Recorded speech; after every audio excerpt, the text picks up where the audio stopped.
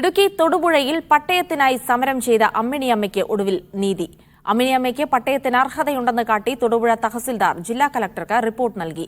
പട്ടയം കയ്യിൽ കിട്ടാതെ സമരത്തിൽ നിന്ന് പിന്നോട്ടില്ലെന്ന നിലപാടിലാണ് അമ്മിണിയമ്മ. മീഡിയ വണ്ണാണ് വാർത്ത റിപ്പോർട്ട് ചെയ്തത്.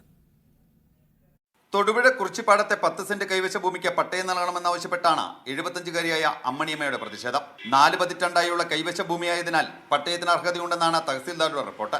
എതിർകക്ഷികളുടെ പട്ടയങ്ങൾ കൂടി പരിശോധിച്ച് കയ്യേറ്റമുണ്ടെങ്കിൽ തുടർ നടപടികൾ സ്വീകരിക്കുമെന്നും തഹസിൽദാർ പറഞ്ഞു. അപ്പോൾ അതിന്മേൽ പുതിയൊരു എൻക്വയറിയുടെ ആവശ്യമുണ്ട്. അതായത് സ്ഥലമാണെന്ന് ഇരിക്കുക, പട്ടയപ്പേര് പരിശോധിക്കുക എന്ന് പറഞ്ഞത് തന്നെ ഞാൻ ഇന്നും പറയുന്നു. അത്രേ എനിക്ക് പറയാനുള്ളൂ. 2021 ആലക്കോട് വില്ലേജ് ഓഫീസറുടെ റിപ്പോർട്ട് പ്രകാരം കൈവശമുള്ള 10 സെന്റ് ഭൂമിക്കും പട്ടയം ലഭിക്കണമെന്നാണ് അമ്മിണിയമ്മയുടെ നിലപാട്. പാത്തിക്കപ്പാറയിലെ തരിശുഭൂമി സമീപവാസികൾ കൈവശപ്പെടുത്തിയെന്നും പട്ടയം തരപ്പെടുത്തിയെന്നും ആരോപണമുണ്ട്. പട്ടയ കടലാസി 10 സെന്റിനും കിട്ടുന്നവര് ആ മതിൽ പൊളിച്ച് കളയപ്പെടണം. അതുവരെ അമ്മിണിയമ്മ ഇവിടെ നിന്ന് സമരം ചെയ്യും. അമ്മിണിയമ്മയുടെ പരാതിയിൽ 25-ന് ഹിയറിംഗ് നടത്താനാണ് റവന്യൂ വകുപ്പിന്റെ നീക്കം. സ്ഥലവുമായി ബന്ധപ്പെട്ട കോടതി വിധികളും സാങ്കേതിക കാരണങ്ങളുമാണ് പട്ടയം നൽകുന്നതിൽ പ്രധാന തടസ്സമായി അധികൃതർ പറയുന്നത്.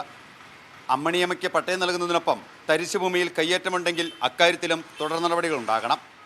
ഇടുക്കി തൊടുപുഴയിൽ നിന്ന് ക്യാമറ പേഴ്സൺ വിൽസൺ കളരിക്കലിനൊപ്പം സിജോ വർഗീസ്, മീഡിയ 1.